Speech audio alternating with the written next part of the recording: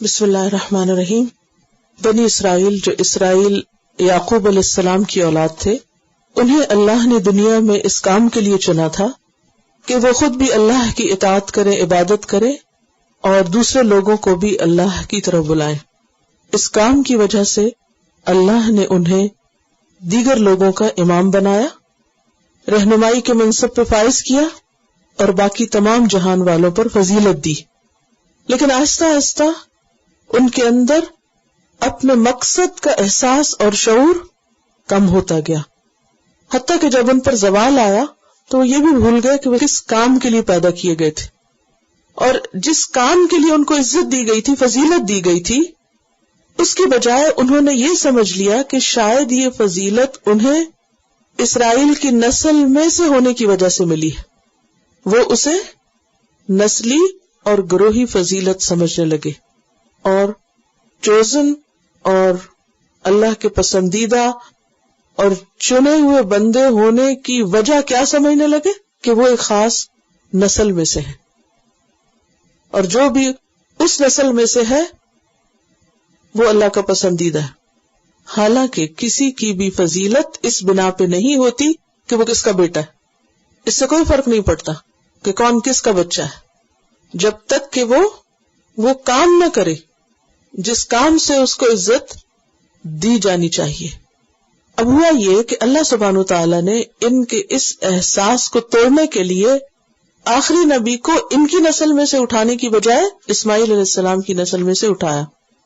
اب اس کی پوری تاریخ یہاں پر بیان کی جا رہی ہے، اور یہاں سورۃ البقرہ کے آغاز میں تقریباً 10 رکوع تک جہاں سے یا بنی اسرائیل کہہ کے بات شروع ہوئی تھی، مسلسل 10 رکوع تک انہیں ان کی تاریخ بتائی گئی، ان کو سمجھایا گیا، اللہ سے ڈرنے کو کہا گیا، بھولا وہ سبق یاد دلایا گیا اور محمد صلی اللہ علیہ وسلم پر ایمان لانے کو کہا گیا. اور انہیں بار بار یہ سمجھایا جا رہا ہے کہ دیکھو اللہ سے ڈرو اور اپنی اصلاح کر لو، محمد صلی اللہ علیہ وسلم پر ایمان لے آؤ تاکہ تم قیامت کے دن کی رسوائی سے بچ سکو. لیکن ان ساری نصیحتوں کے باوجود بنی اسرائیل جس سرکشی اور تکبر اور جس اناد کا شکار ہوئے اور جس حسد کا شکار ہوئے، انہوں نے وہ کر کے نہ دیا جو اللہ سبحانہ وتعالیٰ نے ان سے چاہا.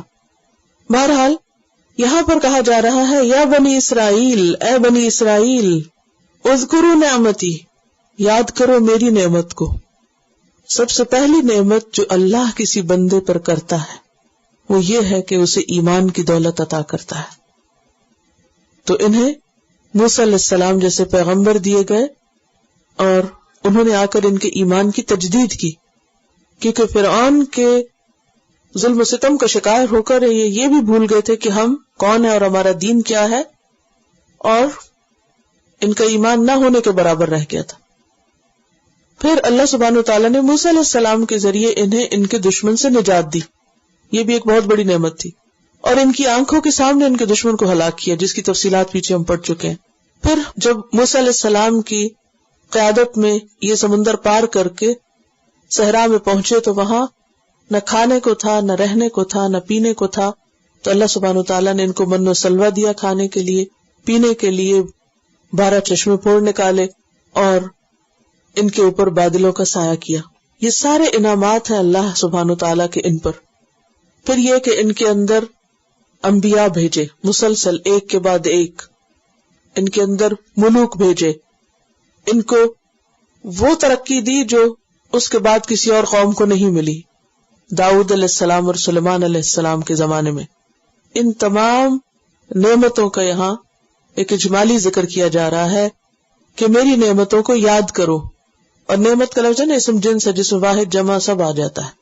التی وہ جو انعمت علیکم تم پر میں نے انعام کی تھی، کس کس طرح سے تمہیں نوازا تھا.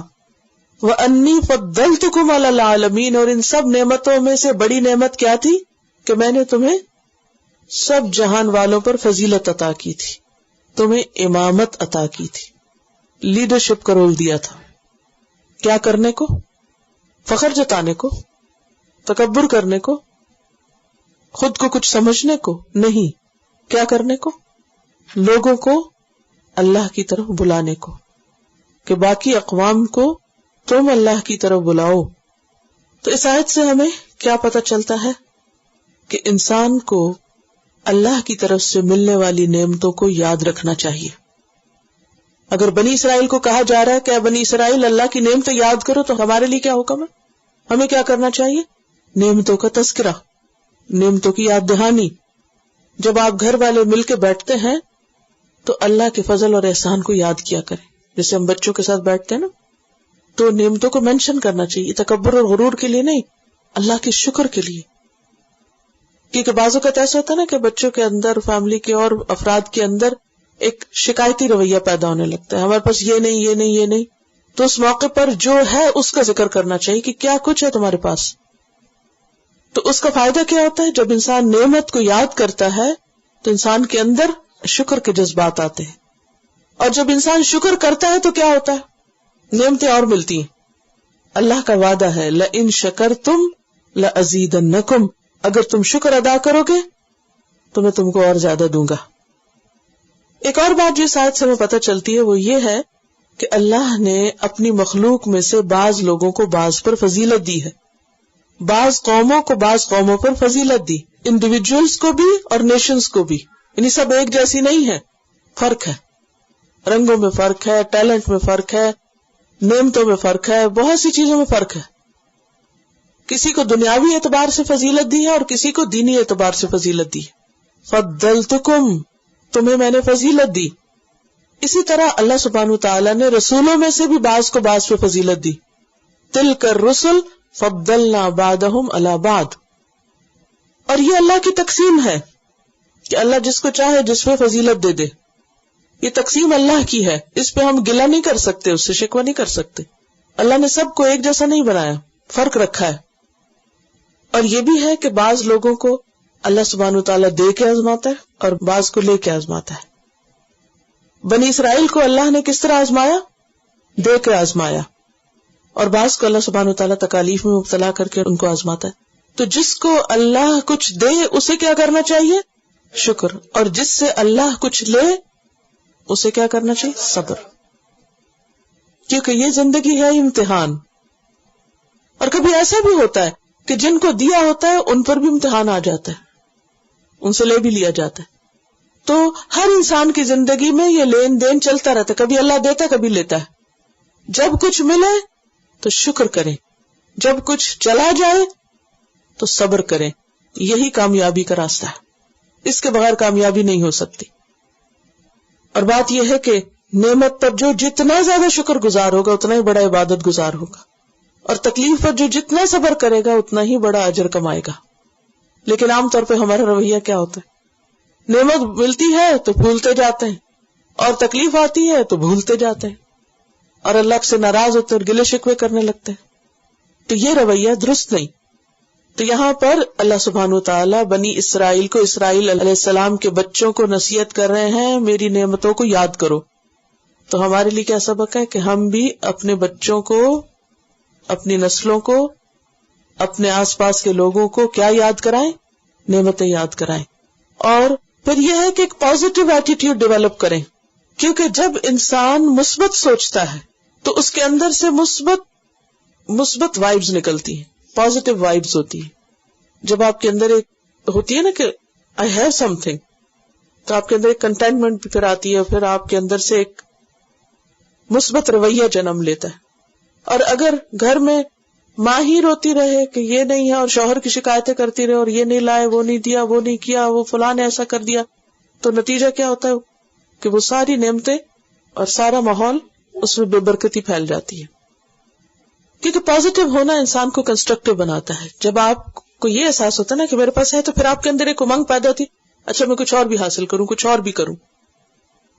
اور جب آپ یہ سوچتے رہتے یہ بھی نہیں، کچھ نہیں، تو پھر آپ بیٹھ جاتے ہیں کہ اچھا ہے تو کچھ نہیں، اب اور کیا کرنا. تو وہ ایک منفی رویہ انسان کو بیکار بھی کرتا ہے. تو یہاں بنی اسرائیل کو توجہ دلائی جا رہی ہے کہ تم کیا کرو؟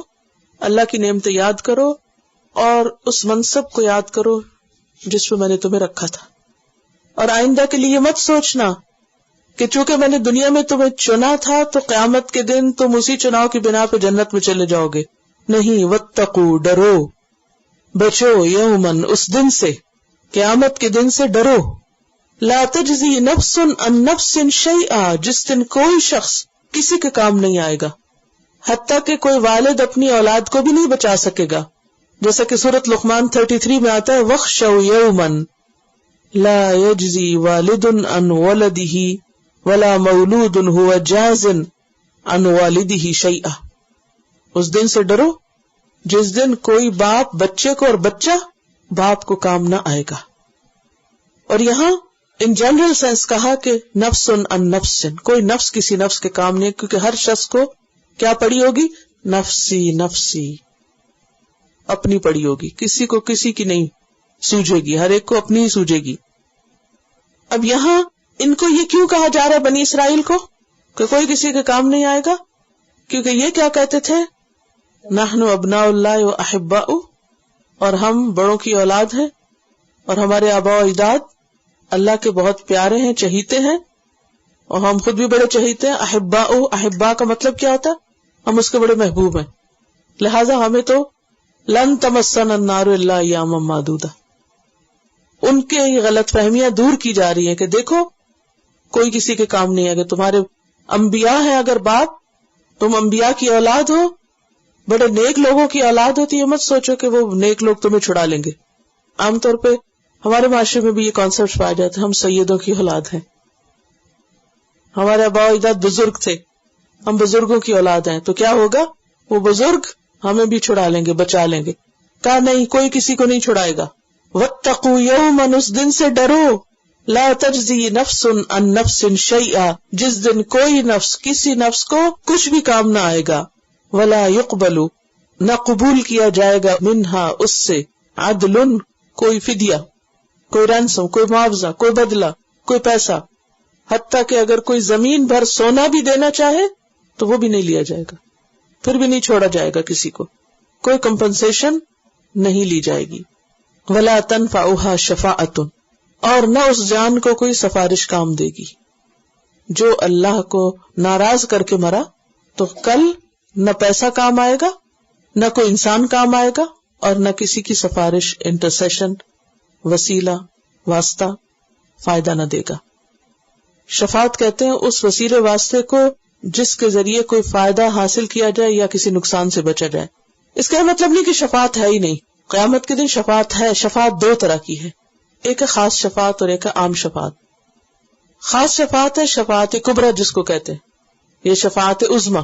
کون سی ہے وہ شفاعت عظمیٰ کبریٰ جس کو بولتے ہیں؟ کچھ پتہ ہے؟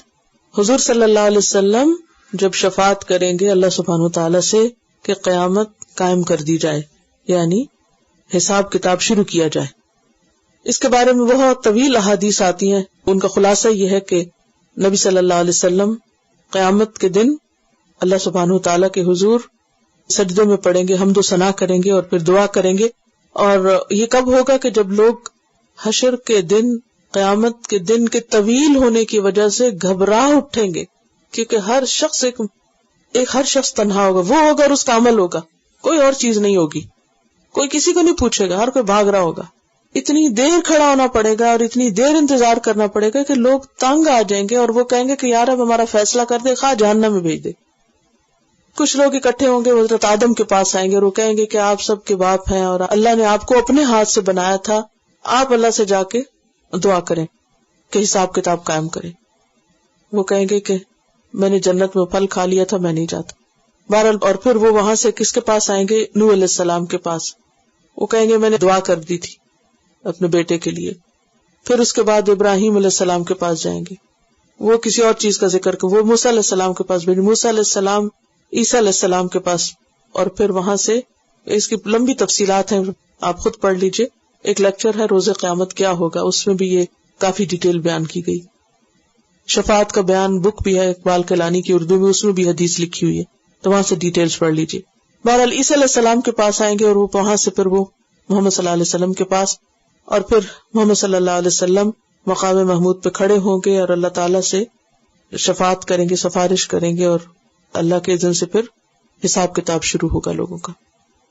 اور شفاعت عام یہ ہے کہ اس میں محمد صلی اللہ علیہ وسلم بھی کریں گے، جس کی وجہ سے بعض کبائر کے مرتکب لوگ جو ہیں وہ آپ کی شفاعت سے جنت میں جائیں گے، اور بعض لوگوں کو جہنم سے نکالا جائے گا آپ کی شفاعت کی وجہ سے۔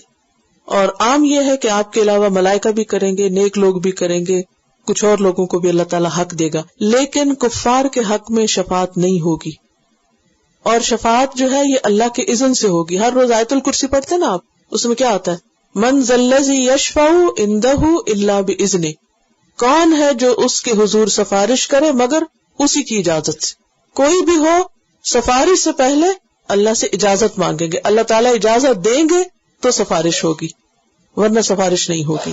بہرحال یہاں ان لوگوں کو کہا جا رہا ہے کہ دیکھو شفاعت کے اوپر مت بیٹھے رہنا، کہ عمل کرو، کچھ کام کرو، ورنہ کچھ نہ کر کے صرف شفاعت کے بھروسے پہ جیتے رہو تو ایسی شفاعت کام نہیں آئے گی. قرآن پاک میں فما تنفعهم شفاعت الشافعین، کچھ لوگوں کو شفاعت کرنے والوں کی شفاعت فائدہ نہ دے گی. ولا هم ينصرون، اور نہ وہ مدد دیے جائیں گے کہ اللہ کے عذاب سے بچا لیے جائیں. تو اس آیت سے کیا پتہ چلتا ہے ہمیں؟ پہلی بات تو یہ کہ ہم سب کو قیامت کے دن سے ڈرنا چاہیے. اچھا ہمیں کیوں نہیں ڈر لگتا، ہم کیوں نہیں فکر کرتے آخرت کا؟ کیونکہ پتہ ہی نہیں زیادہ.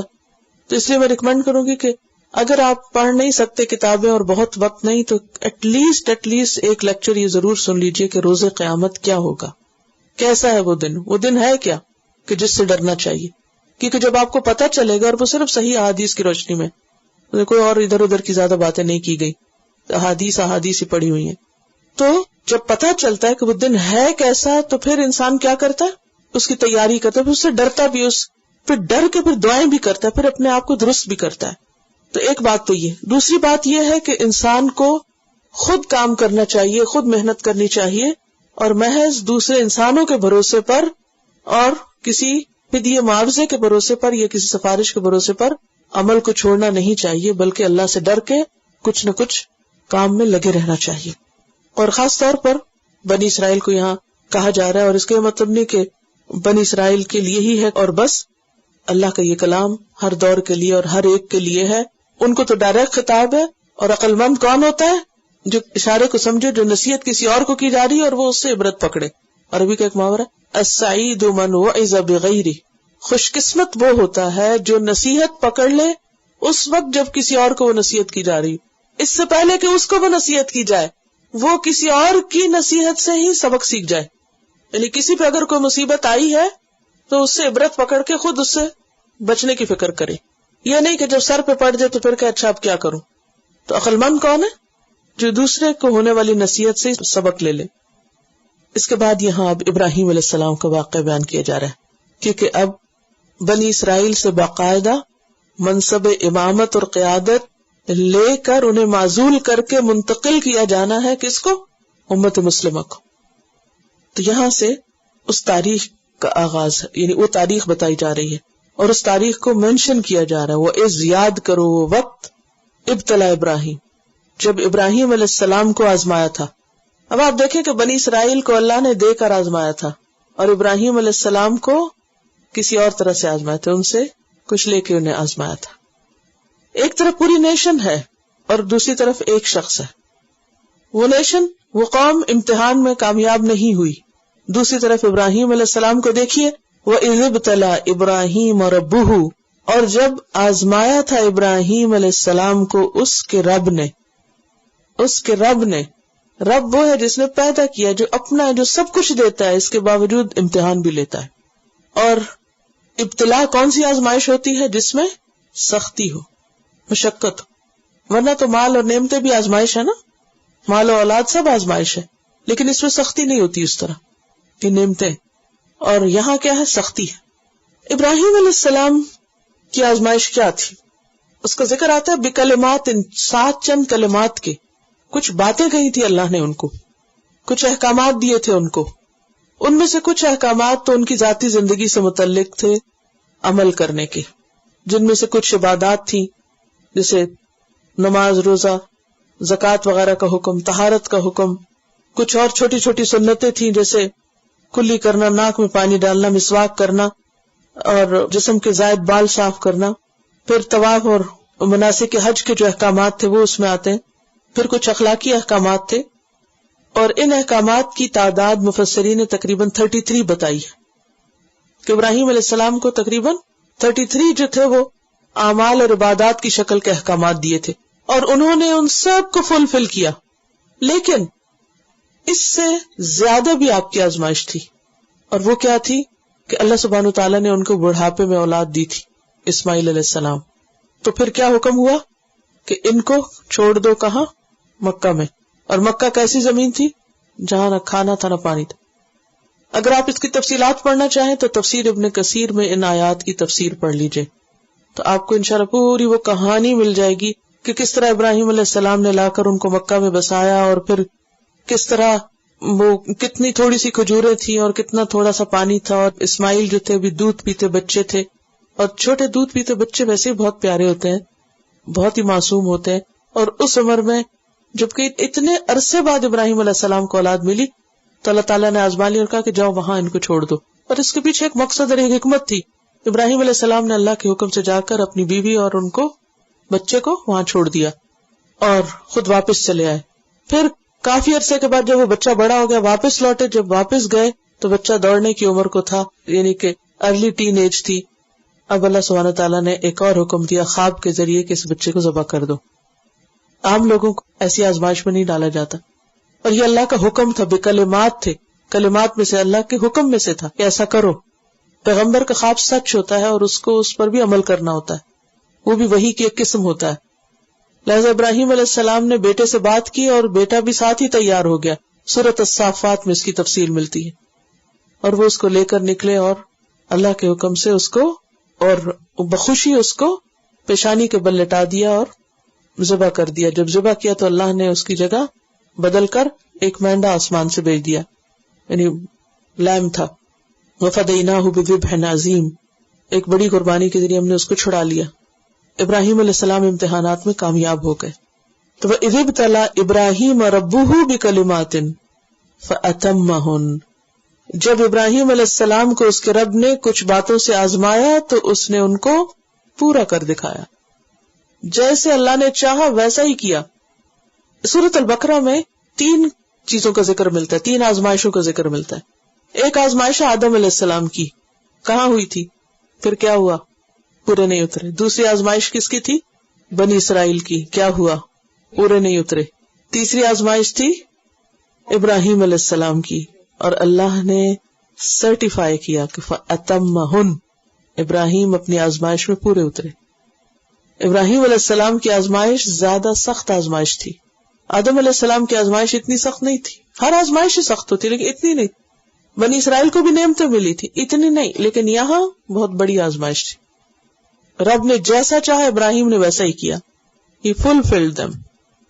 اللہ نے دنیا میں یہ نام دے دیا. قال انی جاعلک للناس اماما، فرمایا میں تجھے تمام لوگوں کا امام بنانے والا ہوں، رہنما بنانے، تجھے لیڈرشپ کے منصب پہ فائز کروں گا. ابراہیم علیہ السلام انتہائی نرم دل تھے اور بہت ہی سیلف لیس قسم کے انسان، کبھی صرف اپنے لیے نہیں سوچتے تھے. فوراً کہنے لگے قال ومن ذریتی، اور میرے بچوں کا کیا ہوگا.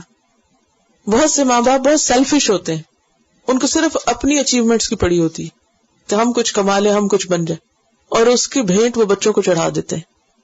آج آپ دیکھیں مائیں اپنی جابز کے لیے، اپنے کریئر کے لیے، اپنی ترقیوں کے لیے بچوں کے ساتھ کیا سلوک کرتی. کوئی بول ہی نہیں رہا، کچھ پتہ ہی نہیں ہے. جی ڈے کیئر سینٹرز، سارا دن وہ بچے ماں کی شکل دیکھنے کو ترس جاتے. دودھ پیتے بچے، چھوٹے چھوٹے بچے ماں کی نرم گرم گود سے محروم کر دیے جاتے ہیں. ٹھیک ہے بعض اوقات مجبوریاں بھی ہوتی ہیں، لیکن بعض اوقات صرف خود غرضی ہوتی ہے کہ ہم نے اتنا پڑھا ہے، اتنی محنت کی ہے، اور اب ہم ان بچوں کو پال کے اپنا وقت ضائع کریں. کیوں نہ ہم کام کریں، کچھ بنائیں، کچھ بنے، ہمارا بھی تو کوئی حق ہے. بہرحال یہ تو ایک الگ قصہ ہے. ابراہیم علیہ السلام جب اللہ نے حکم دیا بیٹا ذبح کر دو تو تیار ہو گئے، لیکن یہ آزمائش اس وقت اور بڑی سخت ہو جاتی ہے کہ جب اولاد کی محبت بھی شدید ہو اور اولاد کی خیرخواہی بھی ہو. اگر کسی عام انسان کے لیے جس کو بچوں کی پرواہ نہ ہو تو وہ تو ویسے ہی آپ نے کئی قصے سنے ہوں گے کہ لوگ بچوں کو کہیں جا کے، ابھی ریسنٹلی وہ آپ نے سنا ہوگا کہ جا کے مال میں چھوڑ دیا، کوئی جا کے مار دیتا، کوئی اوون پھینک دیتا، کوئی ڈمپ کر دیتا، کوئی قتل کر دیتا، کوئی ابارٹ کرا دیتا ہے. یہ ظلم کی داستانیں ہم سنتے ہیں کیونکہ اپنی ذات کی پڑی ہے نا، آئندہ نسل کسی اور کی تو کوئی فکر نہیں.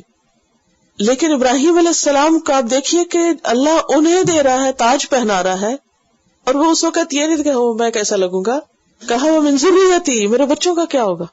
تو ایسا باپ جو اپنی اعلیٰ ترین مقام اور منصب پہ پہنچ کر بھی اپنے بچوں کو یاد کرے، اس سے کہا جا رہا ہے کہ اپنے بچے کو ذبح کرو. تو ان کی آزمائش کتنی بڑی تھی. قال ومن ذریتی، اور میری اولاد میں سے. اور ان کی یہی خیر خواہی تھی تو اللہ نے ان کی اولاد میں سے محمد رسول اللہ صلی اللہ علیہ وسلم کو پیدا کیا. اللہ نے ان کی طلب کو سچا کر دیا. اور وہ صرف امام نہیں تھے محمد صلی اللہ علیہ وسلم، بلکہ اماموں کے بھی امام تھے، امام الائمہ تھے، اکبر الامام تھے. اور اس کا ثبوت کیا، جب معراج کے لیے آپ تشریف لے گئے تو تمام انبیاء کو آپ نے نماز پڑھائی، ان کے امام بنے، فزیکلی امام. قال ومن ذریتی قال لا ینال عہد الظالمین، فرمایا میرا عہد ظالموں کے لیے نہیں ہے. ظالموں کے ساتھ کوئی وعدہ نہیں. جو شرک کریں، یہاں ظلم شرک کے معنی، جو شرک کریں گے، کفر کریں گے، خواہ تمہارے ہی بچے کیوں نہ ہو، ان کے لیے کچھ نہیں. تو یہاں اس کانسیپٹ کا بھی توڑ کرنا تھا کہ بنی اسرائیل جو تم یہ سمجھے بیٹھے ہو کہ ہم انبیاء کی اولاد ہیں، لہٰذا انبیاء ہم کو چھڑا لیں گے اور ہم خود بہت اللہ کے لاڈلے ہیں، لہٰذا ہمیں کچھ نہیں ہوگا، اور ہم بہت چوزن پیپل ہیں، خاص نسل ہیں، بہت سپیریئر ریس ہے، تو اس لیے ہمیں کچھ نہیں ہوگا. یہ غلط بات ہے. جو غلط کرے گا اس کی پکڑ ہوگی، خواہ وہ کوئی بھی ہو. اللہ کا قانون ان سب چیزوں سے بالا ہے. تو اس آیت سے ہمیں کیا پتہ چلتا ہے؟ پہلی بات تو یہ کہ اللہ سبحانہ وتعالی رسول اللہ صلی اللہ علیہ وسلم کو حکم دے رہے ہیں کہ آپ ابراہیم علیہ السلام کی آزمائشوں کا یہاں ذکر کریں. اس کا کیا مطلب؟ وہ اذکر، یاد کرو اور لوگوں کو یاد کراؤ، اس تاریخ کو دہراؤ. کیوں؟ تاکہ ایک اچھی مثال سامنے آئے. اس میں ہمارے لیے بھی ایک سبق ہے، اور وہ کیا؟ ہمیں اپنے بچوں کو تاریخ کے بہترین واقعات سنانے چاہیے، اچھے لوگوں کی کہانیاں اور واقعات بتانے چاہیے. کیونکہ ہم نماز میں پڑھتے ہیں نا، اہدنا الصراط المستقیم، کہ اللہ ہمیں سیدھا راستہ دکھا، صراط مستقیم دکھا. کیا ہے صراط مستقیم؟ صراط الذین انعمت علیہم، ان لوگوں کا راستہ جن پر تو نے انعام کیا. ان میں سے آپ دیکھیے کہ ابراہیم علیہ السلام کون ہے؟ جن پر اللہ نے انعام کیا، انہیں امام بنایا. یہ نعمت تھی اب ان کے لیے. ان کے واقعات اور ان کے قصص اور ان کی زندگیاں ہمارے لیے اور ہمارے بچوں کے لیے، ہماری نسلوں کے لیے کیا ہے؟ بہترین نمونہ ہے. اور ابراہیم علیہ السلام کے نمونے کو تو خاص طور پر کیا کہا گیا کہ اس نمونے کی پیروی کی جائے. تو پہلی بات تو یہ کہ ایسے نمونوں کا ذکر کرنا چاہیے، اور اللہ نے قرآن میں ان کا ذکر کر دیا تاکہ صبر اور اطاعت کی مثال قائم ہو. سورۃ النحل 123 میں اللہ تعالیٰ فرماتے ثم اوحینا الیک ان اتبع ملت ابراہیم حنیفا وما کان من المشرکین، ہم نے آپ کی طرف وحی کی کہ آپ پیروی کریں ابراہیم کے طریقے کی جو یکسو تھے اور وہ مشرکین میں سے نہ تھے. دوسری بات یہاں سے ہمیں اس آیت سے پتہ چلتی کہ ابراہیم علیہ السلام اللہ کے بہت پسندیدہ بندوں میں سے تھے. ان کو اللہ نے اپنا دوست بھی کہا، ایک اور جگہ پر آتا ہے. ایک اور بات ہمارے سیکھنے کی اس میں یہ ہے کہ اللہ سبحانہ وتعالی جب کسی انسان کو تکلیفوں میں ڈالتا ہے تو اس کے پیچھے کوئی حکمت ہوتی. وہ ان تکلیفوں کے بعد اسے کچھ دینا چاہتا ہے، لہٰذا اسے چاہیے کہ ان تکلیفوں پر کیا کرے؟ صبر کرے، اور جو اللہ نے کہا ہے وہ کرتا چلا جائے، راضی برضا رہے. اور پھر یہ بات بھی پتہ چلتی ہے امامت یا لیڈرشپ، حقیقی لیڈرشپ اسی کی ہوتی ہے، وہی لیڈر اصل لیڈر ہوتا ہے جو مشقتوں سے نکل کے لیڈر بنے، جو تجربوں کے بعد لیڈر بنے. صرف کسی ڈگری کی بنا پر یا کسی ایجوکیشن کی بنا پر اگر کسی کو لیڈر بنا دیا جائے تو وہ اس کا اہل نہیں ہوتا. جو کچھ تجربے انسان کو سکھاتے ہیں اور اس کے بعد جو لیڈرشپ ہوتی ہے وہ حقیقی معنوں میں دوسروں کے لیے رہنمائی کا ذریعہ ہوتی ہے. یہ بات بھی ہمارے سیکھنے کی ہے کہ انسان جب خیر و بھلائی چاہے تو صرف اپنے لیے نہ چاہے بلکہ اس کے ساتھ ساتھ اپنی اولاد کے لیے بھی.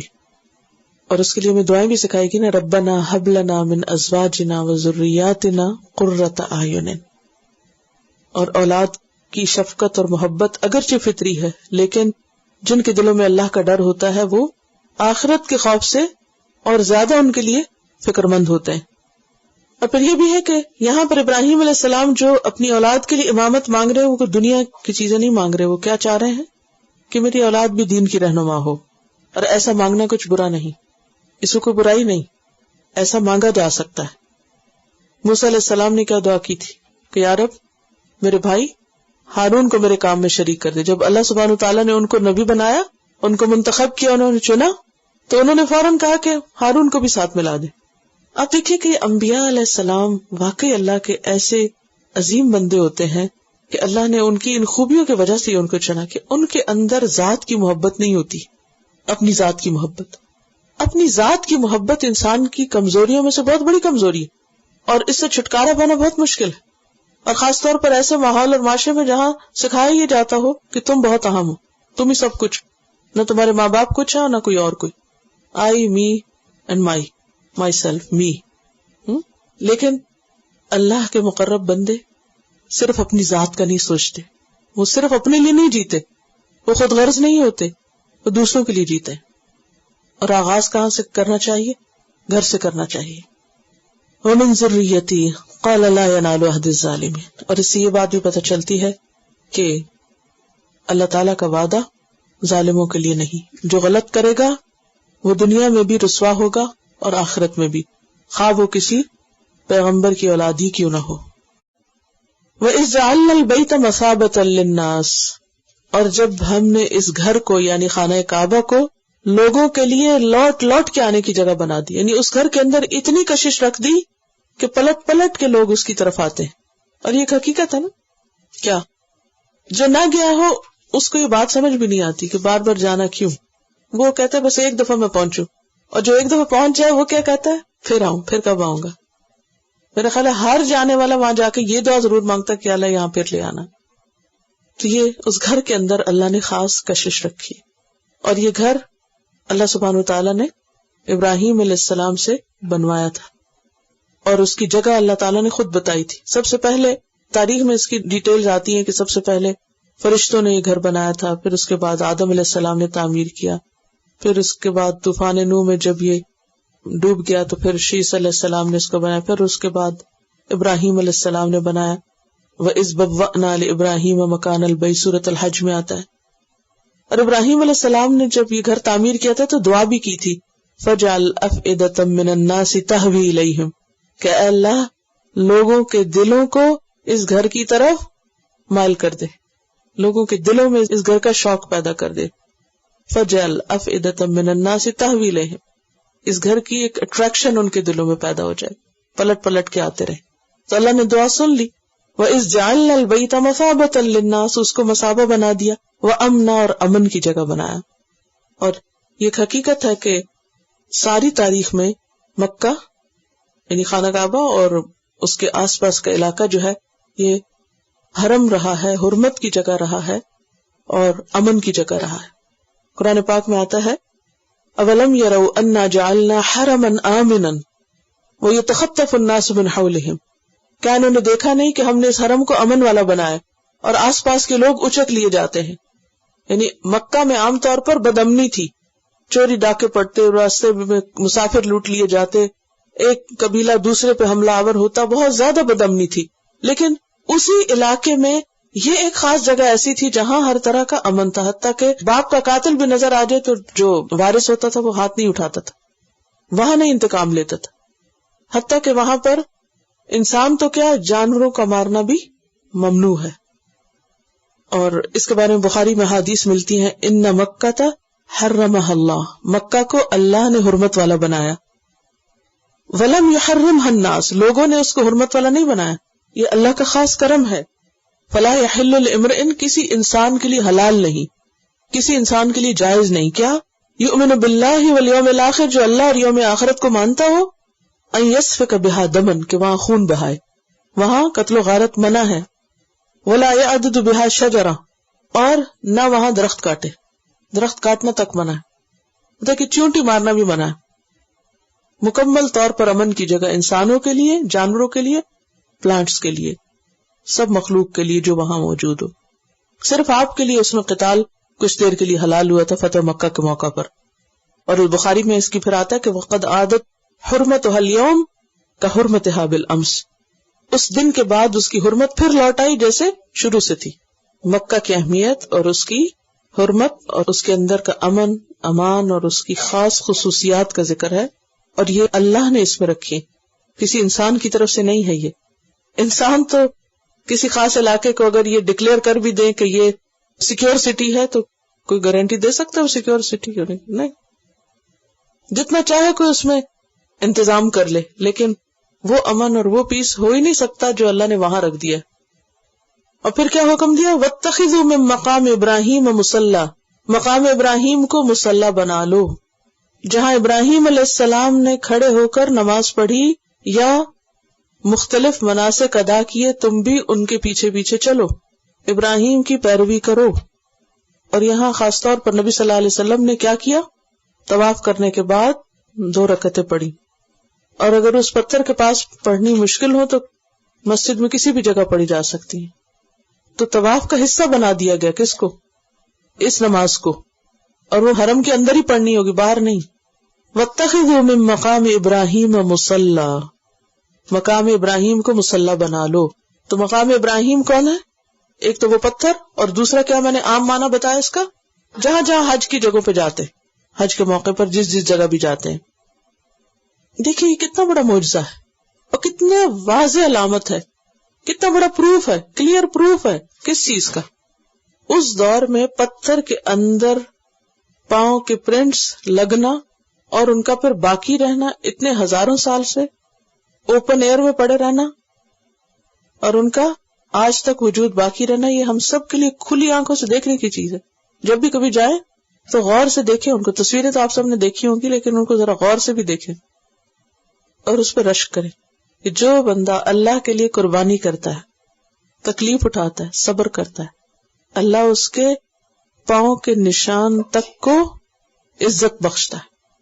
انہیں امام بنایا تھا نا، تو امام کی پیروی کی جاتی، تو پیروی کس سے تھی؟ پیروی پیر سے ہے، یعنی ان کے قدموں کے نشان، یعنی فٹ سٹیپس کو فالو کرو، اس کو اللہ نے باقی رکھا۔ اللہ کسی کی بھی محنت کی ناقدری نہیں کرتا، اللہ انتہائی قدردان ہے۔ اس میں ہم سب کے لیے ایک بہت بڑا سبق ہے کہ اگر ہم اللہ کے لیے خالص ہو کر کوئی کام کریں گے تو اللہ اس کو ضرور قدردانی بخشے گا، اور وہ کام صرف ہماری زندگی کی حد تک نہیں، مرنے کے بعد بھی اس کے اثرات باقی رہیں گے۔ اب دیکھیں دنیا میں ہزاروں لاکھوں لوگ آتے ہیں، کماتے ہیں، کھاتے ہیں، پیتے ہیں، شادی کرتے ہیں، بچے پیدا کرتے ہیں، مر جاتے ہیں، چلے جاتے ہیں، ان کے نام بھی باقی نہیں۔ اگر میں آپ سے پوچھوں کہ دنیا کے 5 امیر لوگوں کا نام بتائیں تو آپ کو نہیں یاد ہوگا، ابھی زندہ جو لوگ ان کا نہیں پتا، ان کے مرنے کے بعد کس کو یاد رہے گا؟ کئی کتابوں میں لکھا ہوگا، اور اس سے بھی کس کو کیا انٹرسٹ ہوں گے اپنے لیے۔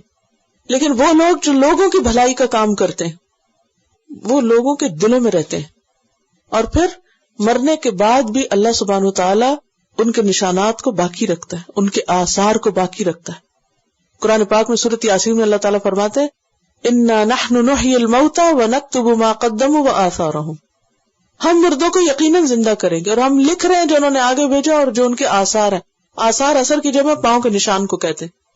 تو عام لوگوں کے لیے تو ان کے آثار مانوی طور پر ہیں، ابراہیم علیہ السلام کے حصی طور پر بھی آثار باقی ہیں، اور ان کی اولاد اور ان کی آگے محمد صلی اللہ علیہ وسلم کی امت کی شکل میں وہ سب کچھ باقی۔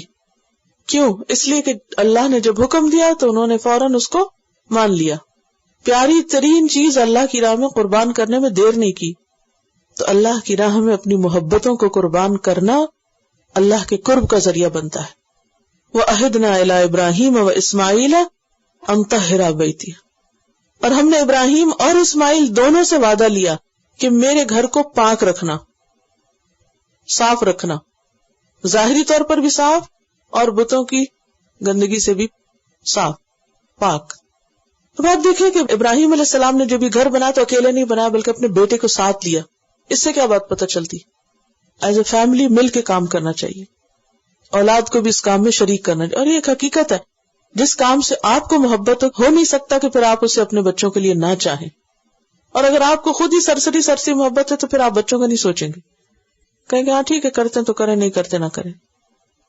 کیونکہ بچے آپ کو سب سے زیادہ محبوب ہوتے ہیں، آپ ہر اس چیز کو اپنے بچوں کے لیے چاہتے ہیں جو اپنے لیے چاہتے ہیں کہ کر لو، بس کسی طرح پالو۔ تو وَأَهِدْنَا إِلَىٰ إِبْرَاهِيمَ وَإِسْمَاعِيلَ أَن طَهِّرَ بَيْتِيَ لِلطَّائِفِينَ، اور یہاں ان دونوں کو حکم ہو رہا ہے کہ گھر تو بن گیا، اب گھر کو پاک صاف رکھنا۔ کس کے لیے؟ طواف کرنے والوں کے لیے، اعتکاف کرنے والوں کے لیے، رکوع کرنے والوں کے لیے، سجدہ کرنے والوں۔ سب سے پہلے طواف کا ذکر کیا کیونکہ طواف وہاں اس گھر کے علاوہ کہیں اور ہو نہیں سکتا۔ یہ الگ بات ہے کہ لوگ اپنی مرضی سے قبروں کا طواف شروع کر دیں، لیکن وہ تو الٹا چارج کیے جائیں گے اس پر. تو طواف صرف اور صرف ایک جگہ ہوتا ہے, کہاں؟ خانہ کعبہ. اس لیے سب سے پہلے اس کا ذکر کیا گیا. اس کے بعد اعتکاف کا ذکر کیا گیا کہ جو لوگ وہاں ٹک کے عبادت کریں ان کی فضیلت بیان ہو رہی کہ ان کے لیے گھر صاف رکھنا. اور پھر رکوع اور سجدہ کا ذکر کیا گیا کیونکہ رکوع اور سجدہ بھی اللہ کے قرب کا ذریعہ ہے. اور اس میں بھی ایک بہت اہم بات پتہ چلتی ہے, اور وہ یہ ہے اللہ کے گھروں کو, مساجد کو, ان جگہوں کو جہاں اللہ کا نام لیا جائے پاک صاف رکھنا چاہیے. لیکن آج آپ دیکھیں مسلمانوں کی حالت کیا ہے. ہمارے گھر زیادہ صاف ہوتے ہیں اور مسجدیں اور اسلامی ادارے گندے ہوتے ہیں. گھروں کو زیادہ ڈیکوریٹ کرتے ہیں, ان کی صفائی پہ زیادہ توجہ دیتے ہیں, لیکن اللہ کا گھر بس ٹھیک ہے جیسا بھی ہے, اسے بس پبلک پلیس سمجھ کے یہ حق رکھتے ہیں کہ اسے استعمال کریں. اس کی صفائی ستھرائی کیسے ہو رہی ہے, کون کر رہا ہے, ہو بھی رہی ہے یا نہیں ہو رہی, وہ ہمارا کنسرن نہیں. تو یہ کام اللہ نے امام سے لیا. ابراہیم جو امام تھے ان سے لیا اور ان کے بیٹے سے لیا جنہوں نے اس گھر کو بنایا تھا کہ تم صرف بنا کے نہیں چھوڑ دو بلکہ اس کو آباد بھی کرو. اور مسجدوں کی آبادی کی بات کل بھی ہم نے پڑھی تھی, اور مسجدوں کی خرابی کی کہ خرابی میں کیا چیز ہے کہ اس کو گندا چھوڑ دینا اور اس کی کیئر نہ کرنا. اور آبادی اس کی کہاں سے ہوتی ہے؟ ظاہری طہارت, صاف ستھرے ہونے سے.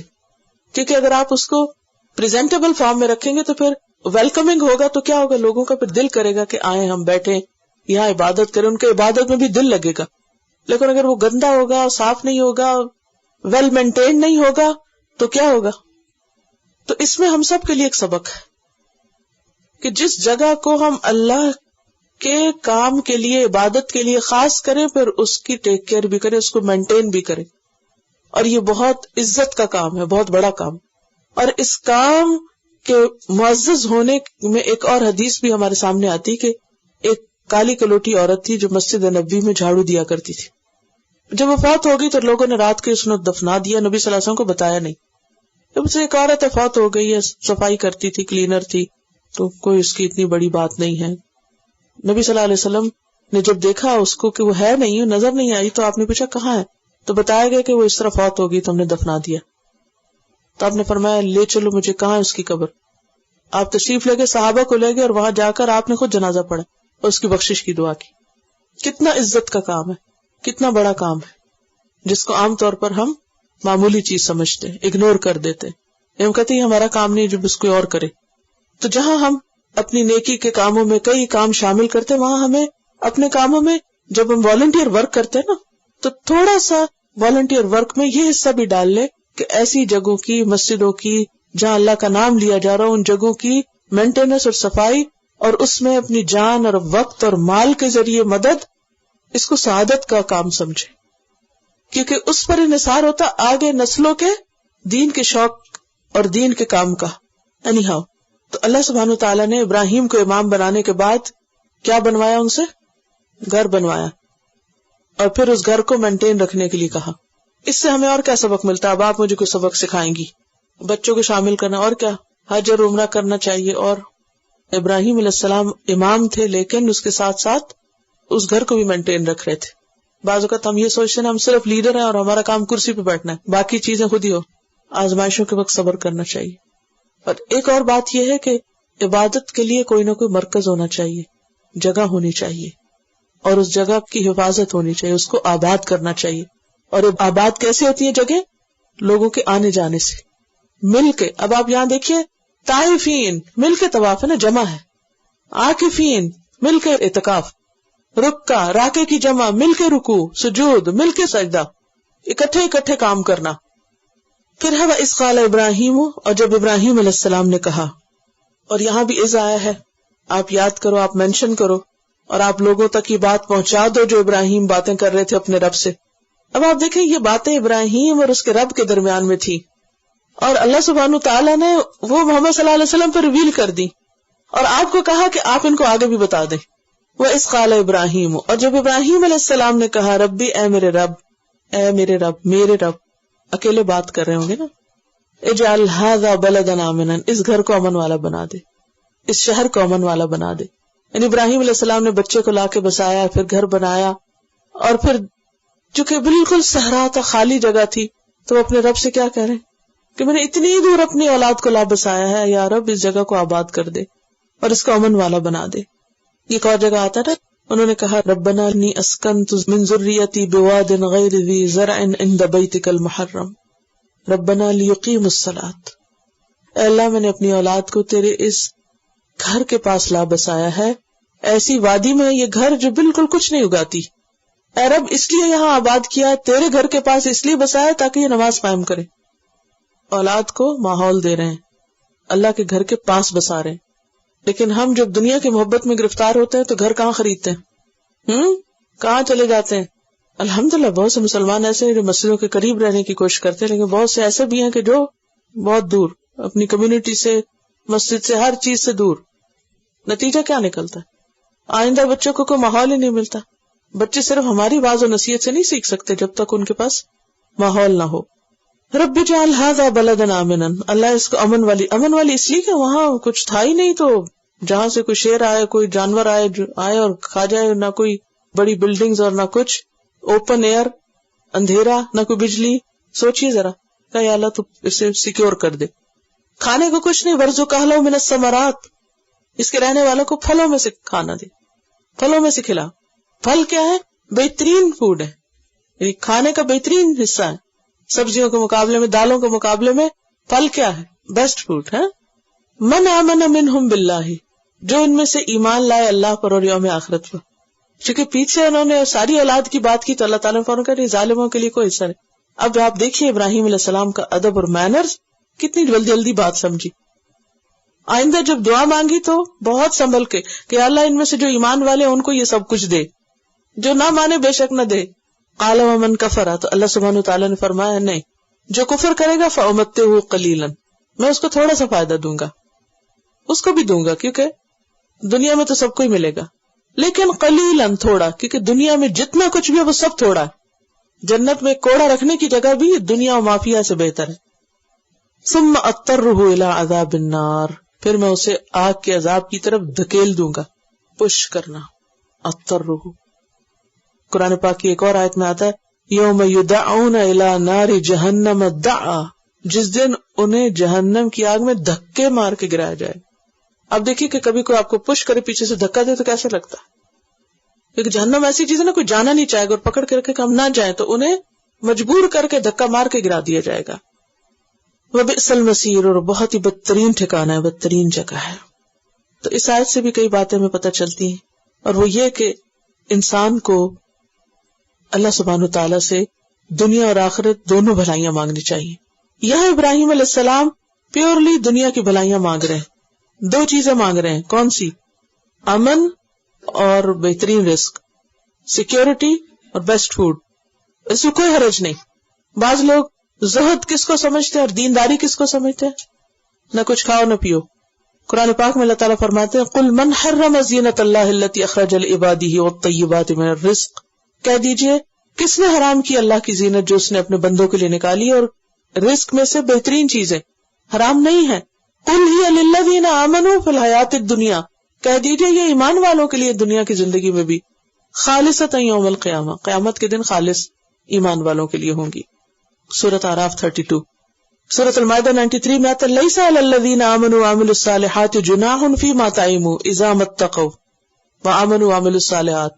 ایمان لا کر اچھے کام کرنے والوں پہ کوئی گناہ نہیں ہے اگر اس میں سے کچھ کھائیں پیئیں، جب تک کہ وہ ڈرتے رہیں اور ایمان لا کر اچھے کام کرتے رہیں. ثم اتقوا، پھر ڈریں، وآمنوا، اور ایمان ہے، ثم اتقوا واحسنوا، پھر تقوی اختیار کریں اور احسان کریں.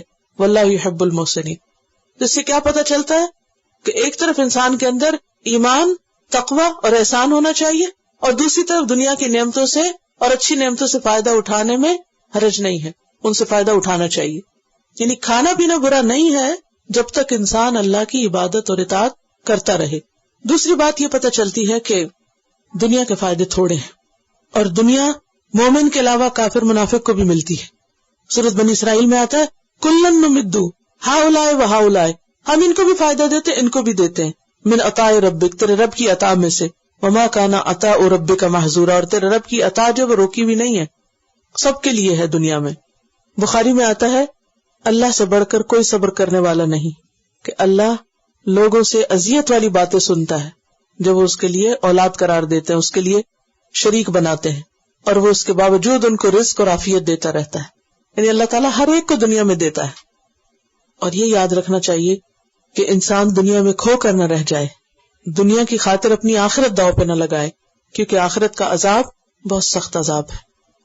وَإِذْ يَرْفَعُ إِبْرَاهِيمُ الْقَوَاعِدَ مِنَ الْبَيْتِ وَإِسْمَاعِيلُ، اور جب اٹھا رہے تھے ابراہیم گھر کی بنیادیں، اور اسماعیل بھی ساتھ لگے ہوئے تھے، باپ بیٹا دونوں مل کر گھر کی تعمیر کر رہے تھے، اکٹھے کام کر رہے تھے. اور ساتھ کیا کہہ رہے تھے؟ ربنا تقبل منا، اے ہمارے رب تو ہم سے قبول کر لے. اللہ کا گھر بنا رہے ہیں، سب سے عمدہ تعمیر، سب سے بڑا کام، لیکن اس کے باوجود کوئی تکبر نہیں، کسی اپنی نیکی پر کوئی مان نہیں، ڈرتے ہوئے بنا رہے ہیں، اور اس فکر کے ساتھ کہ یا رب تو اس کو قبول کر لے. انک انت السمیع العلیم، اور تجھی سے دعا مانگیں گے کیونکہ تو ہی سمیع اور علیم ہے، سننے والا ہے، جاننے والا ہے. تو اس آیت سے بھی ہمیں بہت سی باتیں پتہ چلتی. نمبر 1، ابراہیم اور اسماعیل علیہ السلام کی فضیلت، ان کی عاجزی، اور پھر یہ کہ کسی کا مقام اور مرتبہ کتنا بھی بڑا کیوں نہ ہو وہ اللہ ہی کا محتاج ہے. اور یہاں ابراہیم اور اسماعیل اپنے کارناموں کا ذکر نہیں کر رہے کہ یا رب دیکھ تو ہم نے تیرے لیے کیسا گھر بنایا، بلکہ کیا کہہ رہے ہیں؟ تقبل، اللہ قبول کر لے. تو ہم سب کے لیے ایک بہت بڑا سبق ہے اس آیت میں کہ ہم کوئی بھی کام کریں، نمبر 1 اس پہ شیخی نہ بگاڑیں، نمبر 2 اس کا بار بار تذکرہ نہ کریں ہم نے یہ بھی کیا اور ہم نے وہ بھی کیا، نمبر 3 اعمال کی قبولیت کی فکر کریں، کیونکہ بہت سے لوگ ایسے ہیں جو نیک کام کرتے ہیں لیکن انہیں حاصل کچھ بھی نہیں ہوتا. عاملۃ الناصبہ، ایک حدیث میں آتا ہے کہ رب صائم، کتنے ہی روزہ دار ایسے ہیں، حظہ من صیامہ الجوع والظمأ، جن کو اپنے روزے کا حصہ سوائے بھوک اور پیاس کے اور کچھ نہیں ملتا. کتنے ہی روزہ دار ایسے ہیں کہ جن کو روزے سے سوائے بھوک پیاس کے اور کچھ بھی نہیں ملتا. کیوں نہیں ملتا بھوک پیاس کے سوا؟ کوئی اجر نہیں، کوئی ثواب نہیں، کوئی تقوی نہیں، کچھ حاصل نہیں ہوتا، کیونکہ وہ دکھاوے کا ہوتا ہے یا اس کے تقاضے پورے نہیں ہوتے. ورب قائم، اور کتنے ہی راتوں کو قیام کرنے والے، تہجد پڑھنے والے، حظہ من قیامہ السحر، جن کو اپنے قیام سے سوائے رات جگہ کے کچھ نہیں ملتا، وہ صرف جاگتے ہیں، بس شب بیداری ہوتی ہے اور کچھ نہیں حاصل ہوتا. تو سب سے پہلے تو اللہ سے توفیق مانگنی چاہیے، جب توفیق ہو جائے نیکی کی تو اس کے اوپر بھولنا نہیں چاہیے، اور پھر جب کچھ کر بیٹھے تو قبولیت کی دعا بھی مانگنی چاہیے، صرف فکر ہی نہیں ہونی چاہیے، دعا بھی مانگنی چاہیے. وہ دعا مانگ رہے ہیں اور پھر اللہ کے 2 صفات کا واسطہ دے رہے ہیں، کیا؟ کہ تو سمیع علیم ہے. ربنا، اے ہمارے رب، وجعلنا مسلمین لک، ہمیں مسلمان بنا دے اپنے لیے. وہ ہے پہلے سے ہی، پھر کیوں مانگ رہے؟ مزید فرما برداری مانگ رہے ہیں. کتنی عاجزی اور کتنی ہمبلنس ہے. اس بات سے ڈر رہے ہیں کہ کہیں ایسا نہ ہو کہ یہ سب کچھ کرنے کے بعد آخرت اور انجام اچھا نہ ہو، کیونکہ ایمان جو ہے نا وہ کوئی ایک جگہ جامد چیز نہیں ہے کہ ایک دفعہ آپ کے اندر آ گیا اور بس آپ بے فکر ہو جائیں کہ بس اس کے بعد کچھ نہیں ہوگا، اور آپ نے ایک دفعہ اچھا کام کوئی کر لیا تو اب ہمیشہ کے لیے کافی ہو گیا. وہاں ایک دفعہ ہم نے حج کرا تھا، وہ کافی نہیں، بلکہ اچھا کام کرنے کے بعد پھر بھی دعا مانگتے رہے، ربنا وجعلنا مسلمین لک، اللہ تو ہمیں اپنا فرما بردار بنا لے، ومن ذریتنا، اور ہماری اولاد میں سے بھی امت مسلمۃ لک، ایک پوری امت اٹھا جو تیری فرما بردار ہو. آپ دیکھیے ابراہیم علیہ السلام ہر دعا میں اپنی اولاد کو بیچ میں شامل رکھتے ہیں. ومن ذریتنا امت مسلمۃ لک، اس سے کیا پتہ چلتا ہے کہ خیر اور بھلائی تو اللہ کے ہاتھ میں. ہم تھوڑا کیوں مانگے، ہم زیادہ مانگے. ابراہیم علیہ السلام پوری امت مانگ رہے ہیں کہ اللہ آباد کر دے پوری، یا تو ڈھیر لوگ پیدا کر دے اور ایک پوری امت اٹھا دے. اچھا، ہمارے ذہن میں نہ تو کوئی وسعت ہے، نہ ہی ہم کوئی زیادہ مانگتے، ہم کو تو آج اور کل کی بس فکر ہے. ہم سوچتے جس طرح ہماری کوششیں چھوٹی ہیں یا ہمارے پاس کچھ نہیں تو اللہ کے پاس بھی پتہ نہیں اتنا ہی ہوگا. حالانکہ اللہ تعالیٰ سب کچھ دے سکتا ہے، اور خاص طور پر نیکی کے معاملے میں تھوڑا نہیں مانگے، زیادہ مانگے. وَأَرِنَا مَنَاسِكَنَا، اور کتنے ہمبل ہیں کہ اللہ ہم کو وہ جگہ بتا دے، جو کرنا وہ سب سکھا دے. ہمیں علم کی ضرورت ہے. یہ نہیں کہا کہ ہم اتنے بڑے بلڈرز ہیں اور اب ہمیں مزید کیا چاہیے، نہیں. وَتُبْ عَلَيْنَا، اور تو ہم پہ مہربان رہ، تو ہماری توبہ قبول کر لے. اِنَّكَ أَنْتَ التَّوَّابُ الرَّحِيمُ، بے شک تو ہی توبہ قبول کرنے والا بہت مہربان ہے. تو بات یہ ہے کہ ہم سب کے لیے اللہ کی اطاعت ضروری ہے. خواہ کوئی کتنا ہی بڑا اور کتنا ہی نیک کیوں نہ ہو، اس کو اطاعت کی فکر رہنی چاہیے۔ دوسری بات یہ کہ نیکی کے کام میں اپنے بچوں کو بھی شریک کرنا چاہیے، اکٹھی عبادت اور اکٹھی دعائیں۔ پہلے تعمیر اکٹھی کی، عبادت اکٹھی کی، اب کیا کر رہے ہیں؟ دعائیں اکٹھی مانگ رہے ہیں، آؤ مل کے دعا کریں۔ آپ نے کتنی دفعہ اپنے بچوں کو ساتھ لے کے دعا کی؟ آؤ بچوں مل کے دعا کرتے ہیں۔ پھر آپ دیکھیں کہ آئندہ نیک ڈسینڈنٹس کی دعا کیا کرے، اور خاص طور پہ اس ملک میں رہتے ہوئے جبکہ اپنے بچوں کا ایمان بچانا بھی مشکل ہو رہا ہے، وہاں آگے ان کی نسلوں کے ایمان اور اسلام کی دعائیں کہ یا اللہ ہماری اولادوں کی جو اولادیں ہیں ان کو بھی اسلام پر قائم رکھنا، کہیں پوچھنا ہو جائے کہ ہم ان کو یہاں لے کے کیوں پہنچے کہ جہاں ہم نے ان کو فتنے میں ڈالا۔ پھر یہ ہے کہ علم کی دعا، ارنا مناسکنا، اللہ مجھے سکھا دے، مجھے بتا دے، مجھے راہ دکھا، کیونکہ بعض اوقات ہمیں نہیں پتا ہوتا ہمیں کیا کرنا چاہیے، کون سا کام کیسے، تو اس میں جاہل بیٹھ رہنے پر نہیں قناعت کرے کہ اچھا پتا ہوتا تو کر لیتے، اب تو پتہ ہی نہیں تو اچھا نہیں پتا۔